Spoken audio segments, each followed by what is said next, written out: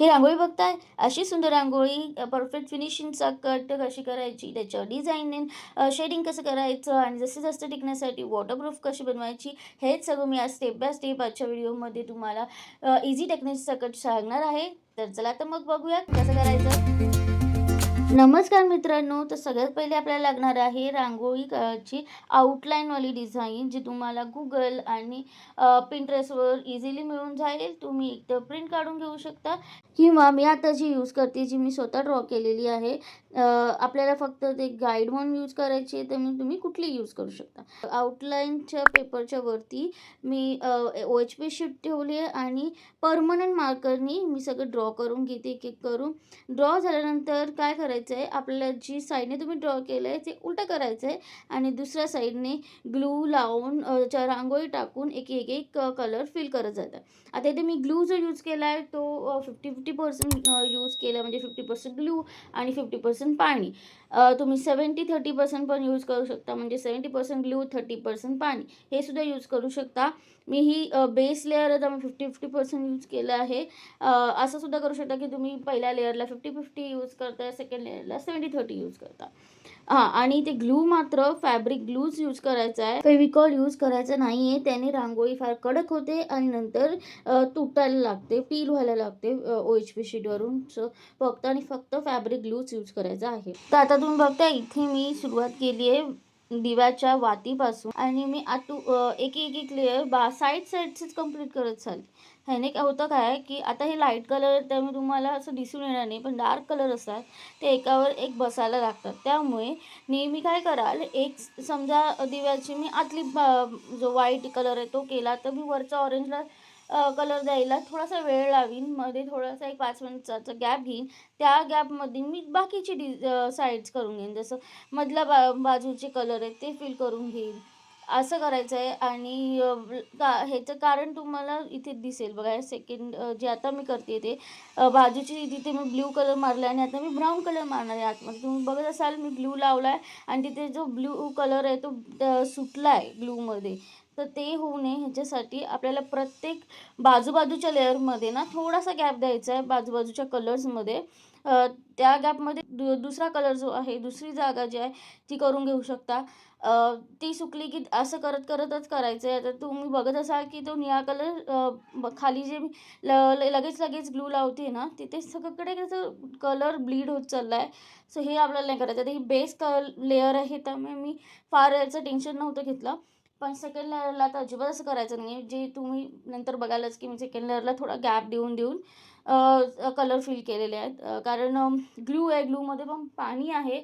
So जर dark colour असेल ना रांगोळीचा, तर तो ग्लूमध्ये उतरायला लागतो, बाकी साईडला पसरत जातो. आता ब्ल्यू नंतर पण जो ग्रीन मोरपिशी रंग मी यूज केला मेन पंतीला, तो सुद्धा डार्क आहे, त्यामुळे त्याच्यात तेवढा दिसून नाही आला.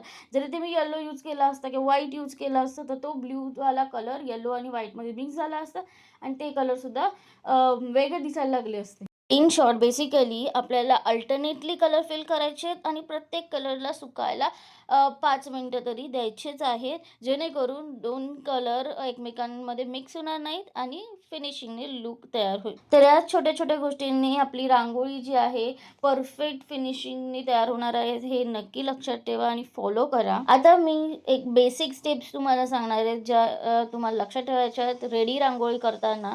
तुम्हाला ते बघून समजणारच आहे, पण मी ओरली सुद्धा सांगते की काय काय करायचं असं. सगळ्यात पहिले आपल्याला रांगोळीची आउटलाईन घ्यायची आहे, म्हणजे प्रिंट काढून घ्यायची आहे किंवा ड्रॉ करून घ्यायची आहे. आउटलाईन रांगोळी डिझाईन आहे त्याच्यावर OHP शीट ठेवायची आहे आणि परमनंट मार्करने सगळं ड्रॉ करून घ्यायचं आहे, ट्रेस करून घ्यायचं आहे. त्याच्यानंतर OHP शीट आहे ती कट करून घ्यायची आहे. म्हणजे आपल्याकडे तेवढाच रांगोळीचा चौकोन राहील आणि आपल्याला इझिली काम करता येईल.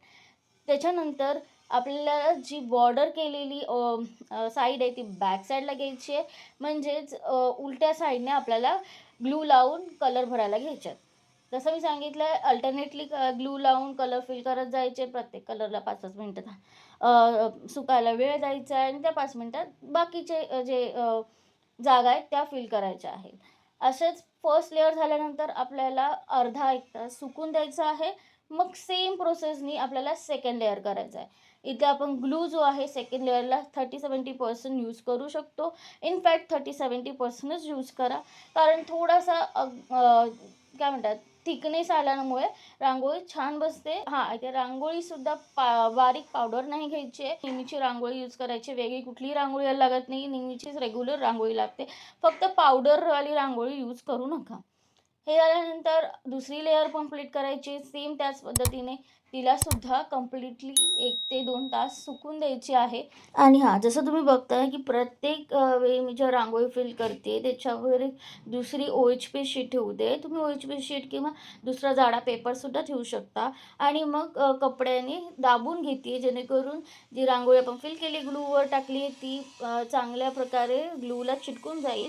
आणि नंतर मी दुसऱ्या साईडला एक पेपर ठेवला आहे, त्याच्यावर झटकून घेते. म्हणजे झटकल्यानंतर एक्स्ट्रा जी रांगोळी आहे ती निघून जाईल आणि जेवढी गरजेची रांगोळी आहे जी ग्लूला चिकटलेली आहे तेवढीच त्या OHP शीटवर राहील. आणि हे करताना नेहमी काय होतं, बाजूला कलर जी रांगोळी आपण झटकली ती लागते बाजूच्या डिझाईनवर सुद्धा.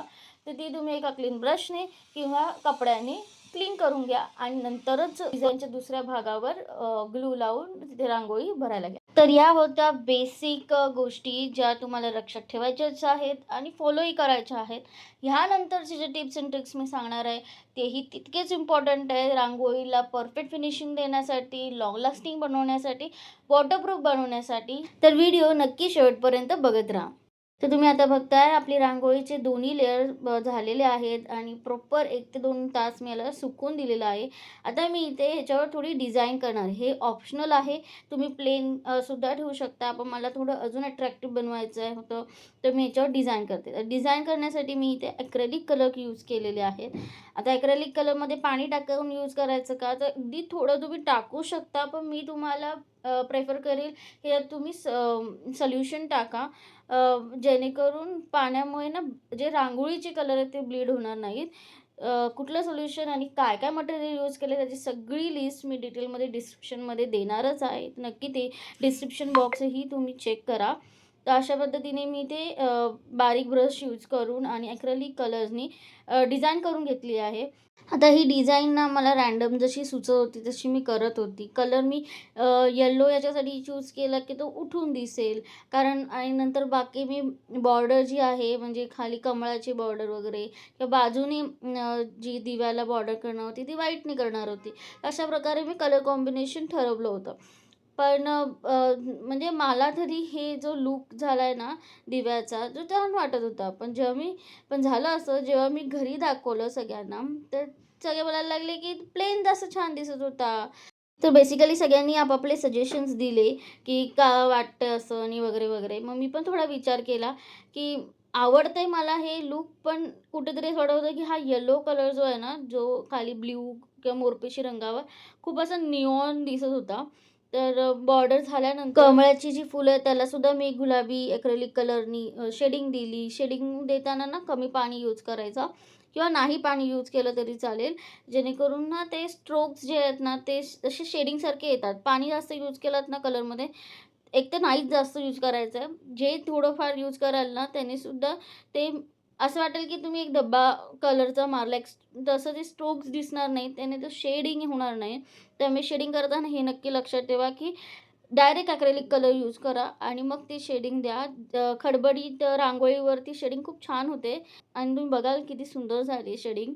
ही सगळी बॉर्डर, शेडिंग नीट सुकल्यानंतर मी जी मधली पंती आहे, त्या डिझाईनवर ना हा जो ॲक्रेलिक कलर जो क्लोज टू द मोरपेशी कलर होता, त्याची हलकी एक लेयर सोल्युशन ॲड करून दिली. जेणेकरून काय झालं, डिझाईन दिसते पण ती खूप लाईट दिसते आणि छान दिसते. तुम्हाला हा लूक आवडला, पहिलाही लूक आवडला होता, तर तुम्ही नक्की सांगा तुम्हाला 2 पैकी कुठला लूक जास्त आवडला, या पंतीचा कुठली डिझाईन जास्त आवडली. आणि तुम्ही बघताय की मी आता बाकीचे अजून शेडिंग करून घेते. जसं पण दिव्याच्या वातीचं झालं, अजून मधल्या तेल आपण जे तसं तिथे थोडंसं मी व्हाईट ह्याने शेडिंग केलं. सेम पद्धतीने शेडिंग केली आणि हो, थोडं अंतर ठेवून मी कटिंग करून घेतली आणि अशा पद्धतीने आपली ही रांगोळी फायनली कंप्लीट झालेली आहे. पण याला आता वॉटरप्रूफ करण्यासाठी काय करायचं, तोच आपण 70-30 रेशिओचा ग्लू रेडी केला होता. त्या ग्लूचा फायनल कोटिंग द्यायची. आता इथे कोटिंग देताना काय आपल्याला परत रांगोळी भरायची नाही. फक्त एक लेयर ग्लूची द्यायची. आता ही माझी टेक्निक नाही. मी सुद्धा ही ह्या चॅनलवरून बघितलेली आणि ट्राय केलेली आणि ही वर्क झालेली आहे. त्यामुळे मी ही शेअर करते तुमच्याबरोबर.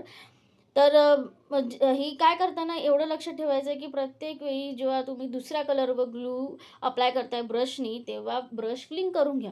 कारण कसं आहे, जर तुम्ही ब्ल्यूवर ग्लू लावला, ब्ल्यू कलर असेल तर ते ब्ल्यू कलर आहे आपल्या रांगोळीमध्ये, तिथे ग्लू लावल्यानंतर त्याच ब्रशनी दुसऱ्या लाईट कलरवर घेतला, तर तुमच्या ब्रशला जे ब्ल्यू कलरचे रांगोळीचे कलर लागलेले असतील ते तुमच्या दुसऱ्या लाईट कलरवर जाऊ शकतात. त्यामुळे प्रत्येक कलरच्या नंतर जेव्हा प्रत्येक कलरवरून जेव्हा तुम्ही ग्लू लावाल, त्यानंतर ब्रश क्लीन करून घ्या आणि नंतर मग दुसऱ्या कलरवर अशा पद्धतीने ग्लू लावत जायचं. तर बेसिकली एक पातळ लेयर ग्लूची करायची आपल्याला अप्लाय करायची आहे आणि चांगलं त्याला ओव्हरनाईट सुकून द्या किंवा 2-3 तासात तसं तर सुकतंच, ट्रान्सपरंट होऊन जातो ग्लू पूर्ण. त्यामुळे त्याला शायनी छान येते, वॉटरप्रूफही बनतं. पण मी म्हणेन की ओव्हरनाईट सुकवून द्या. कारण आपल्याला आता फार काही करायचं नाही आहे. एक गोष्ट अजून बाकी आहे, पण हे पहिले आपण नीट सुकून देऊया. हे प्रॉपर सुकल्यानंतर फिनिशिंगसाठी एक महत्त्वाची गोष्ट आपण करणार आहोत. ती म्हणजे आपण आठवतंय स्टार्टिंगला आउटलाईन केल्यानंतर उलट्या साईडने ग्लू लावून रांगोळी भरलेली. आता ती आपण जी आउटलाईन मागे आहे, ती ह्या नेल पेंट रिमूव्हरचे जे शीट येतात, त्याने क्लीन करणार आहोत.